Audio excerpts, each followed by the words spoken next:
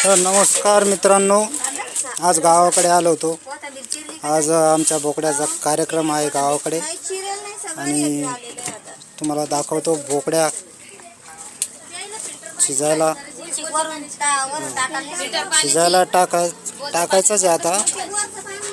आणि या मित्रांनो जेवायला, हो या जेवायला या.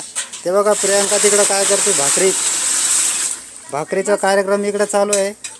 प्रियांका ना आमच्या मोठ्या वहिनी म्हणते काय कोणला दाखवू राहिले. हे बघा आमच्या मोठ्या वहिनी प्रियांका तिकडे चालू आहे भाकरी थापायचं काम. दीदी खाती ती काय काय काय कॉटन कॅन्डी खाते ती. बघा बोकड्या